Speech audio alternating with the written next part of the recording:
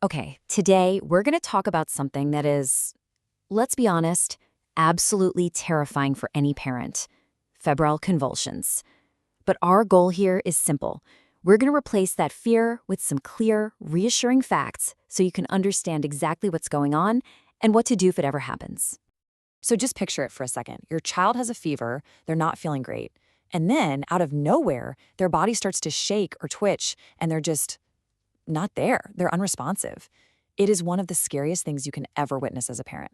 And in that moment of pure panic, the only question in your mind is, what is happening to my child?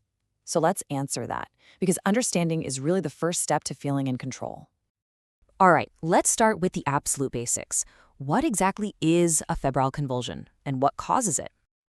To put it really simply, it's a seizure that happens in a little kid because they have a high temperature. That's it. It's not some random mysterious event. It's a direct physical reaction their body is having to a fever. Now, here's something that's super easy to get confused. You might think it's a rigor, a chill. That's when your child is shivering like crazy, but they're still with you. They're responsive.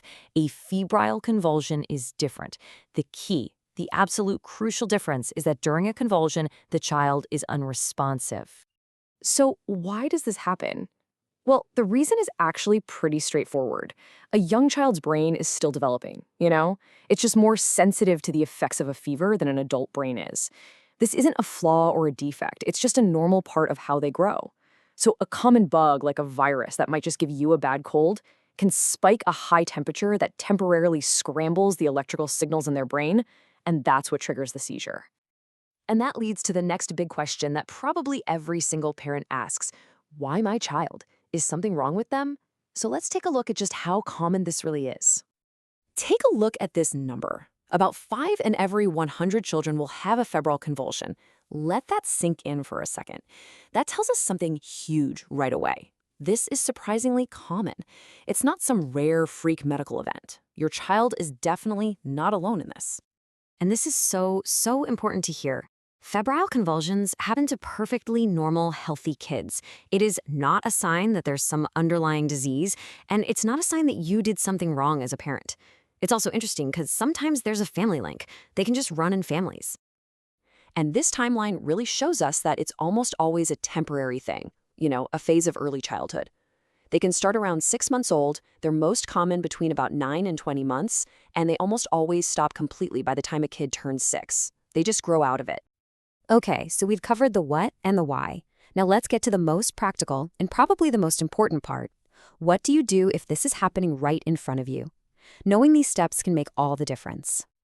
Let's walk through this together, step by step. First, gently get your child onto their side on the floor. This helps keep their airway clear. And remember, never ever put anything in their mouth. Second, quickly move anything hard or sharp away from them. Third, undress them down to their underclothes to help their body cool down. Fourth, and this one is non-negotiable, get medical help as soon as you can. And finally, number 5, the hardest step of all, try your absolute best to stay calm. The seizure itself is usually really short, often less than a minute. So what happens next? What do you do in the moments and the hours after it's over? I want to be crystal clear on this. Even if the fit stops really quickly and your child seems totally fine, like they're back to their normal self, you absolutely must get them checked by a doctor. This is to make sure it was a simple febrile convulsion and to figure out what infection is causing the fever in the first place. So, what can you do to try and prevent another one? Well, the key is really just to manage any fevers as soon as you spot them.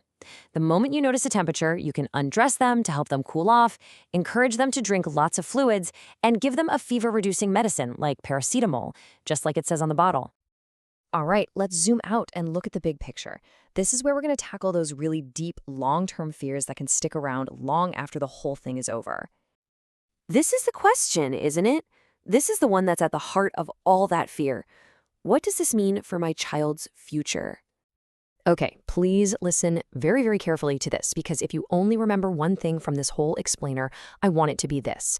Simple febrile convulsions do not cause brain damage, they do not cause epilepsy, they do not cause death. They cause no long-term problems. I know how scary it looks, but the event itself is temporary and it leaves no lasting harm. Now, it is true that if a child has had one, they are more likely to have another one. There's about a 25 to 50% chance. But, and this is a big but, you have to look at the other side of that coin. That means the majority of children, somewhere between 50 and 75%, will never have another one. And we're going to end on this final, powerful, and really reassuring quote. Most children are absolutely normal later on. A febrile convulsion is a deeply scary and unsettling experience. There's no doubt about it. But the long-term outlook is fantastic. Just think of it as a scary but temporary bump in the road of childhood. Thanks for joining me.